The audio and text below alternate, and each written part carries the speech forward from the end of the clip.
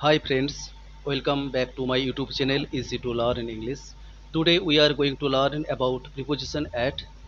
At prepositionটি কোথায় কোথায় use করা হয় আজ আমরা ডিটেলস আলোচনা করব। Number 1, small places. ছোট জায়গা বোঝাতে at prepositionটি ইউজ করা হয়। I live in Bankura। যখন ব্যাঙ্কুরা শুধু ব্যাঙ্কুরা বলছি তখন বলছি I live in Bankura। I live in West Bengal। যখন শুধু ওয়েস্ট বেঙ্গল বলবো তখন বলবো I live in West Bengal. আবার দেখো আই লিভ ইন ইন্ডিয়া। যখন শুধু ইন্ডিয়া বলছি তখন বলছি আই লিভ ইন ইন্ডিয়া। কিন্তু I live at Bankura in West Bengal. যখন দুটো জায়গার কথা উল্লেখ করা থাকবে তখন দেখতে হবে কোন জায়গাটা বড় জায়গা বিগ প্লেস এবং কোন জায়গাটা স্মল প্লেস। যেটা ছোট জায়গা হবে সেটার ক্ষেত্রে বসবে অ্যাট, এবং যেটা বিগ প্লেস হবে বড় জায়গা হবে সেটার ক্ষেত্রে বসবে ইন। সেই জন্য দেখো এখানে I live at Bankura in West Bengal. Next example, I live at West Bengal in India. এখানে দুটো জায়গার কথা উল্লেখ করা আছে, ওয়েস্ট বেঙ্গল এবং ইন্ডিয়া। এই দুটো জায়গার মধ্যে বড় জায়গা হলো ইন্ডিয়া, তাই ইন্ডিয়ার আগে বসেছে ইন। আর ওয়েস্ট বেঙ্গল হলো ইন্ডিয়ার থেকে ছোট জায়গা, তাই ওয়েস্ট বেঙ্গলের ক্ষেত্রে বসেছে at. I live at West Bengal in India. I live at Bankura at West Bengal in India. এখানে তিনটে জায়গার কথা মেনশন করা আছে। সেক্ষেত্রে দেখতে হবে যে কোন জায়গাটা সবচেয়ে বড়। যে জায়গাটা সবচেয়ে বড় হবে সেটার ক্ষেত্রে ইন বসাবো, বাকি দুটো জায়গা ক্ষেত্রে বসাবো at. I live at Bankura at West Bengal in India. কেন কি ইন্ডিয়া হচ্ছে সবচেয়ে বড়, এবং ইন্ডিয়ার কাছে তো ওয়েস্ট বেঙ্গল ছোট এবং ব্যাঙ্কুরাও ছোট। সেই জন্য at Bankura at West Bengal. Next number 2, exact location. Exact location বোঝাতে প্রিপোজিশন অ্যাট ইউজ করা হয়। যেমন দেখো I am at my home. আমি কোথায় আছি? আমি ঘরে আছি, আমি আমার ঘরে আছি। I am at my home. I am at হোমও বলতে পারি, আই অ্যাম অ্যাট হোম।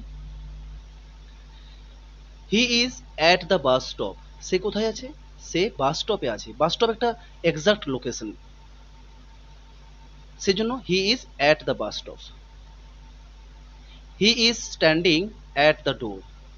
সে দরজাতে দাঁড়িয়ে আছে। He is sitting at the corner. সে কোণে বসে আছে। At the corner, at the ডোর, এগুলো এক্সাক্ট লোকেশন ইন্ডিকেট করছে। সামওয়ান ইজ অ্যাট দ্য ডোর। কেউ দরজায় দাঁড়িয়ে আছে। অর্থাৎ দ্য ডোর, দরজায় বলতে কিন্তু দরজার কাছে, অ্যাট দ্য ডোর বলতে দরজার কাছে কেউ দাঁড়িয়ে আছে। এটাও একটা এক্সাক্ট লোকেশন ইন্ডিকেট করছে, সেজন্য আমরা এখানে অ্যাট প্রিপোজিশন ইউজ করেছি। Next number 3, point of time. কোনো পার্টিকুলার টাইম বোঝাতে অ্যাট প্রিপোজিশন ইউজ করা হয়। পার্টিকুলার টাইম বোঝাবে। For example, I get up at 7 o'clock। আমি 7টায় উঠি। আমি 7টার মধ্যে বলছি না, 7টার পরে, 7টার আগে সেটাও বলছি না। আমি কি বলছি? আমি 7টায় উঠি। পার্টিকুলার টাইম ইন্ডিকেট করছে এখানে, সেই জন্য বলবো I get up at 7 o'clock।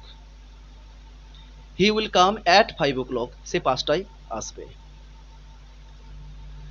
Next number 4, to suggest time. কিছু কিছু টাইম আছে যেগুলো ক্ষেত্রে আমরা অ্যাট প্রিপোজিশন ইউজ করা হয়। যেমন দেখো at dawn, at noon, at night, at sunrise, at sunset. Sunrise বলতে সূর্যোদয়। অ্যাট সানসেট, সানসেট বলতে বোঝায় সূর্যাস্ত। সূর্য যখন অস্ত যায় সেই সময়টাকে বলা হচ্ছে সানসেট, এবং সূর্য যখন উদয় হয় সেই সময়টাকে বলা হচ্ছে sunrise. At twilight, at dusk. Twilight কিংবা ডাস্ক সময়টাকে বলা হচ্ছে গোধূলি। সূর্য অস্ত যাওয়ার ঠিক আগের সময়টাকে বলা হচ্ছে at twilight, at dusk. At daybreak, daybreak মানে হলো ভোর। At midnight, midnight মানে মধ্যরাত্রি, at midnight. At the weekend, আচ্ছা উইকেন্ড মানে হলো সপ্তাহের শেষ দিন। সপ্তাহের শেষ দিন বলতে স্যাটারডে অ্যান্ড সানডে এই দুটো দিনকে বোঝানো হয়েছে। উইক মানে সপ্তাহ, আর এন্ড মানে শেষ। তো সপ্তাহের শেষ দিনগুলোকে বোঝানো, শেষ দিনগুলোকে বলা হয় উইকেন্ড। ব্রিটিশ ইংলিশ অনুযায়ী বলা হয় অ্যাট দ্য উইকেন্ড, কিন্তু আমেরিকান ইংলিশ অনুযায়ী বলা হয় on the weekend. Both are correct. British ইংলিশে বলা হয় অ্যাট দ্য উইকেন্ড এবং আমেরিকান ইংলিশে বলা হয় অন দ্য উইকেন্ড। এখানে কিছু এক্সাম্পল দেওয়া রয়েছে to suggest time.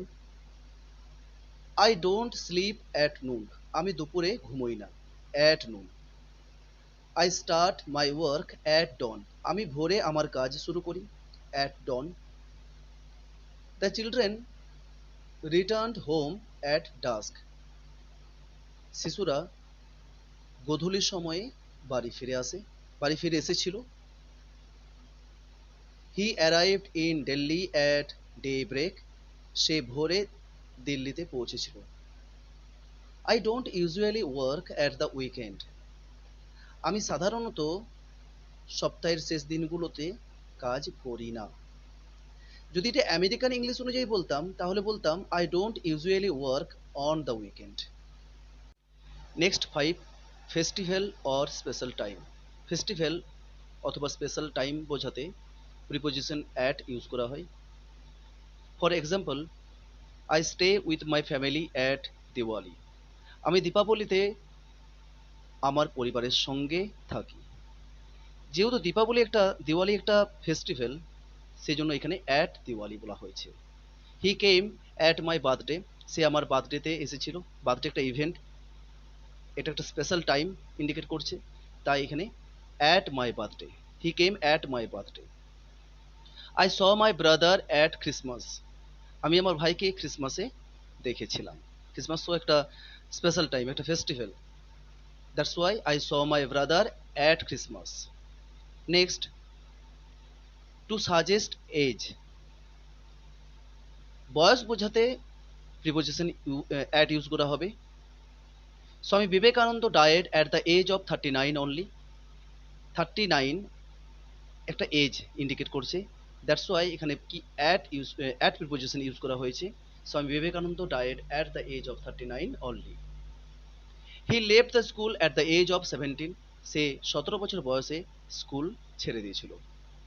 C got married at 25, মানে অ্যাট 25 এজ ইন্ডিকেট করছে, মানে সি গট ম্যারিড অ্যাট 25 বলতে বোঝাচ্ছে যে সে 25 বছর বয়সে বিয়ে করেছিল। Next 7, price, rate and speed. তো প্রাইস, রেট এবং স্পিড বোঝাতেও প্রিপোজিশন অ্যাট ইউজ করা হয়।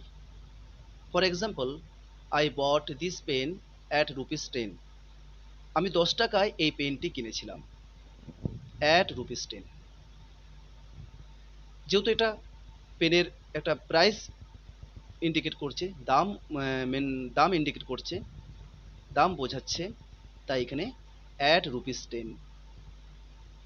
Sugar is selling at ₹50 per KG, sugar মানে চিনি বিক্রি হচ্ছে 50 টাকা কেজি দরে। এটা চিনির একটা রেট ইন্ডিকেট করছে, চিনির দর, চিনির রেট ইন্ডিকেট করছে, তাই এখানে প্রিপোজিশন অ্যাট ইউজ করা হয়েছে, at ₹50 per KG. He was driving at 70 কিমি পার আওয়ার, সে ঘন্টায় 70 কিমি বেগে ড্রাইভ করছিল। 70 কিমি পার আওয়ার এটা একটা স্পিড ইন্ডিকেট করছে, দ্যাটস ওয়াই আমরা এখানে অ্যাট প্রিপোজিশন ইউজ করেছি। হি ওয়াজ ড্রাইভিং অ্যাট 70 কিমি per hour. Next, to suggest direction. Direction মানে দিক, কোনো দিকে বোঝালে সেক্ষেত্রে আমরা অ্যাট প্রিপোজিশন ইউজ করে থাকি। He threw a stone at the dog, সে কুকুরটির দিকে একটি পাথর ছুঁড়েছিল।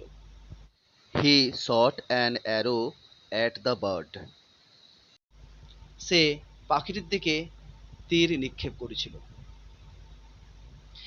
যেহেতু এখানে দিকে বোঝাচ্ছে তাই এখানে আমরা অ্যাট প্রিপোজিশন ইউজ করেছি। নেক্সট 9, উইথ অ্যাক্টিভিটি, কোনো অ্যাক্টিভিটি বোঝাতে আমরা অ্যাট প্রিপোজিশন ইউজ করি। কেউ যদি কোনো কিছুতে ভালো হয় কিংবা কেউ যদি কোনো কিছুতে খারাপ হয়। যেমন দেখো, he is good at English, সে ইংলিশে ভালো, সে ইংলিশে দক্ষ, সেজন্য আমরা বলেছি good at. She is good at dancing, সে নাচে ভালো। যদি বলতাম she is bad at dancing, তাহলে বোঝাতো সে ডান্সিংয়ে খারাপ, সে ডান্সিংয়ে ভালো না। He is poor at mathematics, সে অঙ্কে কাঁচা, অর্থাৎ সে অঙ্কে দুর্বল, সে অঙ্ক ভালো পারে না। Next, number 10। নাম্বার 10-এ আমরা এখানে কিছু ফ্রেজ দেখব, যে ফ্রেজগুলো তোমাদেরকে মনে রাখতে হবে এবং এগুলোতে সবসময় প্রিপোজিশন হিসেবে অ্যাট ইউজ করা হয়। এগুলো বারবার পড়বে, তাহলেই মনের মধ্যে গেঁথে থাকবে। Remember the phrase: at the airport, at home, at corner, at the bottom, bottom মানে নিচে, at the bottom, at centre, at the hospital, at the mall, at school, at the theater, at a distance, at present, at war, at peace, at play, at work, at lunch, at dinner, at hand, at liberty, at college, at university, at rest, at any cost, at best, at the end, at the beginning, at the moment, at any time, at the party। এই ফ্রেজগুলো তোমাদেরকে মনে রাখতে হবে। আশা করি তোমরা আজকে at প্রিপোজিশনটি কোথায় কোথায় ইউজ করা হয়, কিভাবে ইউজ করতে হবে, তা ভালোভাবে বুঝতে পেরেছো। Thank you for watching this video. টাটা, বাই বাই।